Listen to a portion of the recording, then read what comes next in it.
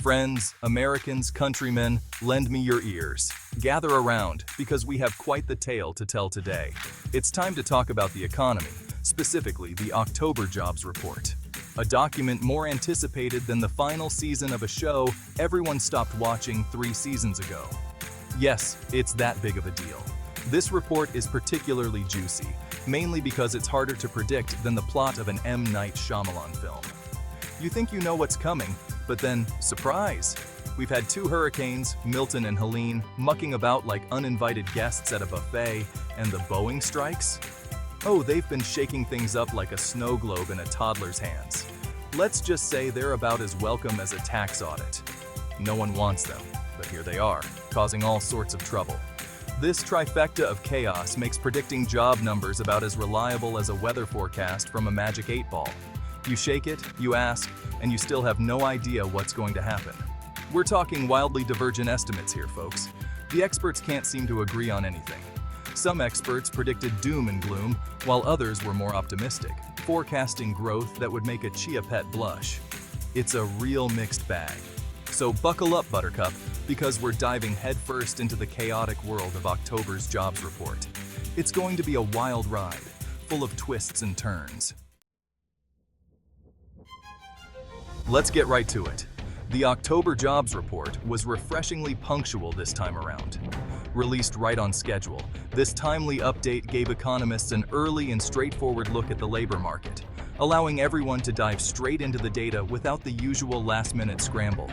It's like getting an early boarding call at the airport.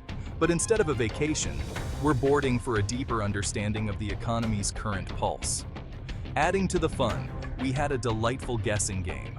Just how many jobs did America gain or lose in October? Picture a room full of experts, each with their crystal ball, trying to predict the future.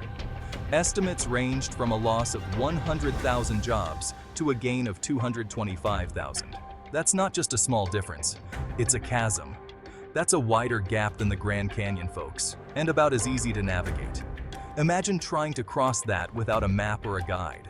Why such a discrepancy? Well, remember those uninvited guests at the economic buffet? They tend to crash the party and leave a mess.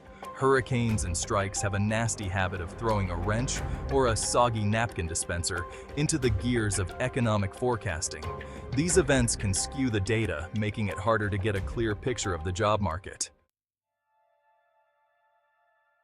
Hurricanes Milton and Helene weren't content with just ruining vacations. Oh no, they had to go and mess with the job market too. See, natural disasters, while undeniably terrible, can create a temporary surge in employment. Think construction workers rebuilding, insurance adjusters assessing damage, all those jobs that pop up like mushrooms after a particularly damp week. However, and this is a big however, these gains are often offset by job losses in other areas. Businesses forced to close, tourism taking a nosedive. It's a real economic roller coaster, and not the fun kind you wait in line for hours at Disneyland. The problem is, figuring out the net effect of these hurricane-induced swings is like trying to herd cats, messy, unpredictable, and likely to leave you with a few scratches. Let's move on to the Boeing strikes, which are about as much fun as a flat tire on your way to a job interview. Except this flat tire affects the entire economy. Imagine the ripple effects.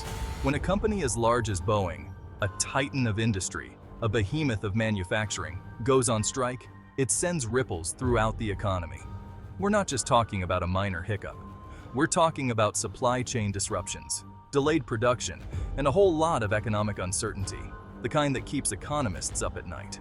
Remember that game of economic Jenga we talked about earlier? Yeah, the Boeing strikes are like someone pulling out a crucial block from the bottom. It's not a good look, folks. The stakes are incredibly high.